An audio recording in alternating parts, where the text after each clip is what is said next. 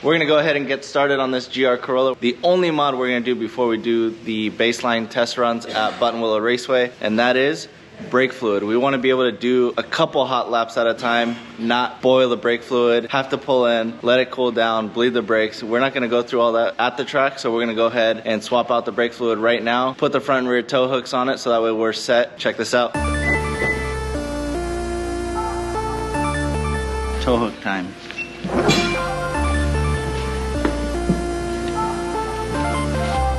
Off the front one. So here's the tricky part. I didn't find this out until searching a little bit online on the Corolla forums, and the grill is actually concealing part of the front tow hook cover. So this is what you should see where the breakaway is. Right here. This is part of the tow hook cover, so this is the piece that you need to pull apart. We'll go ahead and set this aside as well, so we don't lose it, and go ahead and find a front tow hook so we can put it in that slot. All right, so I'm gonna go ahead and vacuum pressure bleed the system right now, and we've already topped off the reservoir with Motul RBF 600. All right, so we're done with the vacuum flush portion of the braking system. I'm gonna go ahead and get in the car. My dad's gonna crack open the bleeders, and we're gonna do some pressure tests to make sure that we have all the brake pressure that we need. Let's get to that part.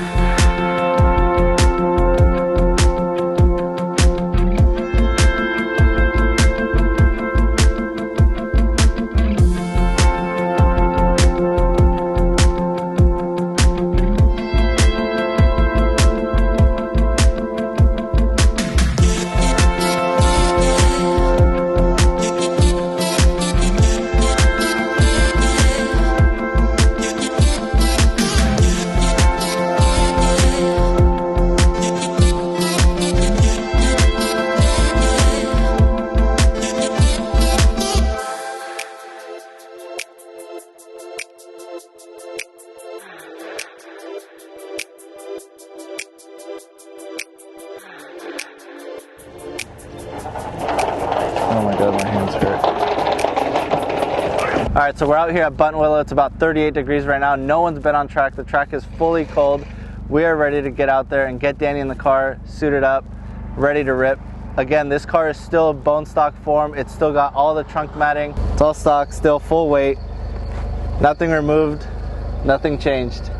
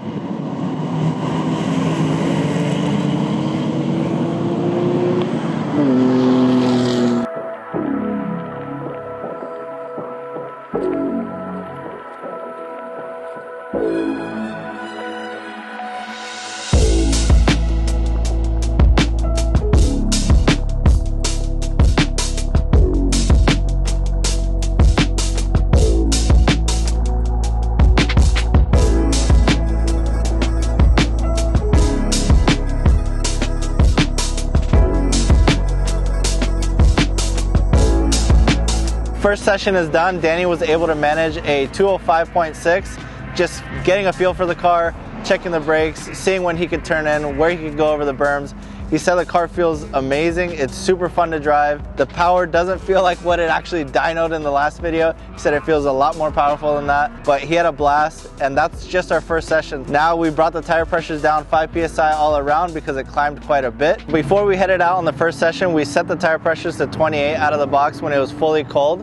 When he came off track on the front, was actually just at about 37 PSI in the front and 33 PSI in the rear. So we dropped them 5 PSI from that at the hot stage, and we're gonna go out and let him go out next session and see what it does. One thing Danny said to look out for was oil temps were climbing. It is only 40 degrees out here, but we were still seeing about 240 degree oil temp. The beauty is that our water temp isn't climbing as high, so it's still good. Take a cool down lap and get back out there and rip it again. All right, everybody, I'm gonna formally introduce myself as Danny, the tuner for Just Driven. I'm sure you've seen me in many videos, but I don't really talk. I've been chosen to be the driver. I have some road racing experience with NASA time trials, Speed Ventures, of course. We're here with Speed Ventures today. So the first session, I'd probably say I spent 3 to 4 laps getting used to the car, feeling it out, feeling the brake, steering, you know, gear shifts and everything like that. Brakes are fantastic. I'm late braking. I could probably late brake a little bit more, but obviously first time out in the car, first time driving it, so not much experience with it. Everything's doing what it's supposed to do. It's the only thing we have the ability to do with this thing. It's bone stock. We have full weight, everything. The only thing we can control is the tire pressure. So we will do our best to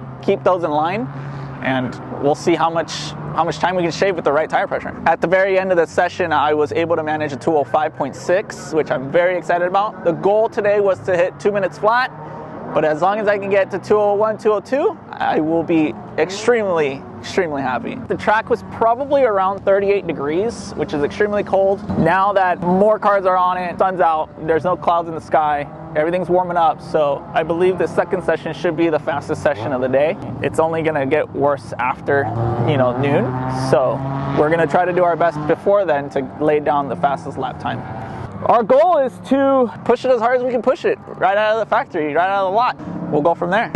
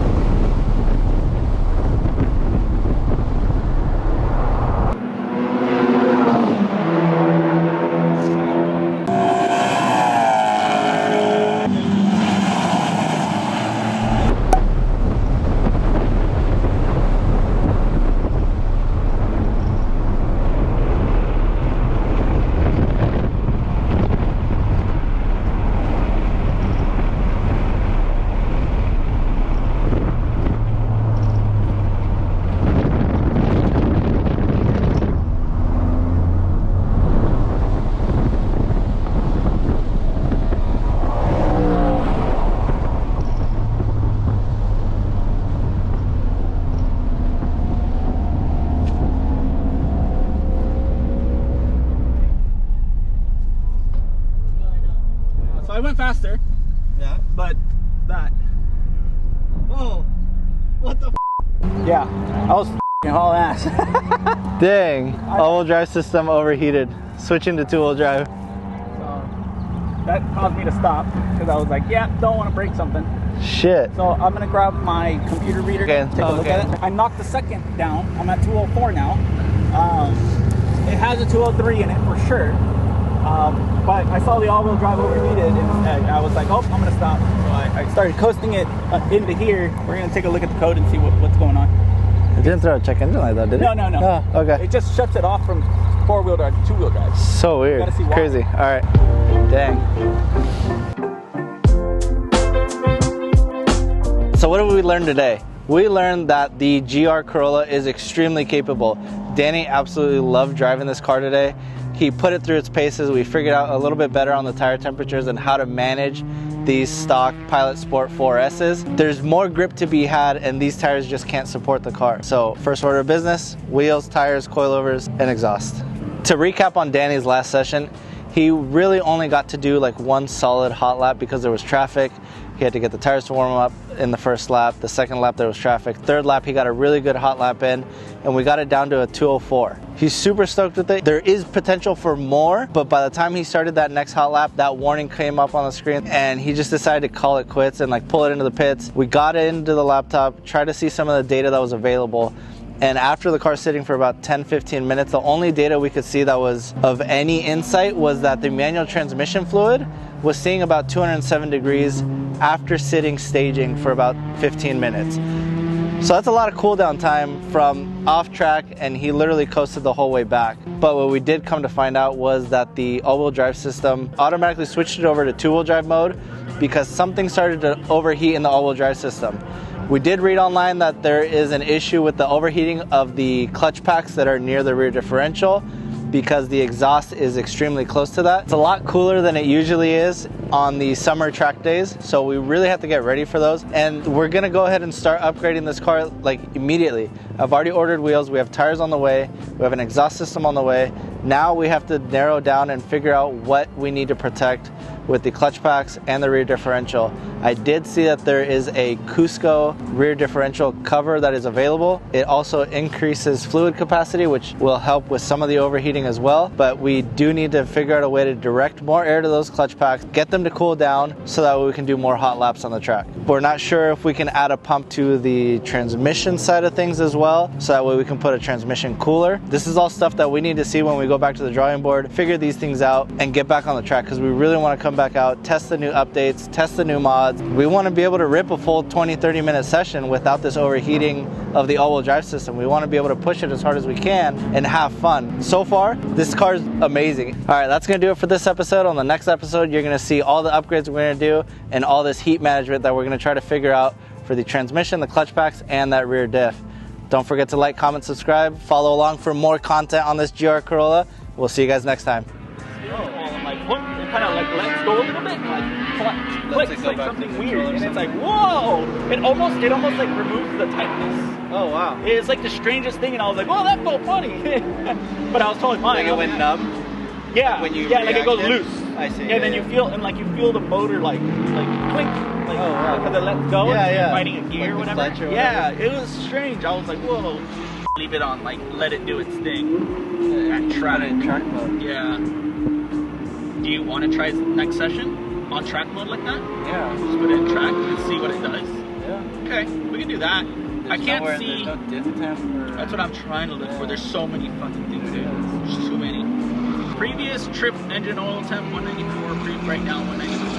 Okay, so that tells me. Yeah, see the previous intake temp was 171, previous coolant temp. This is honestly like, I'm not even driving, it's like stupid fun. Isn't it? Oh my god. I love it. More fun driving. Yeah, I was telling Mabel, I was like, this is so dumb, I love this, and I'm not even driving. Why do you think Richard always joins me? Yeah, It's so fun. fun. Yeah, it's a blast.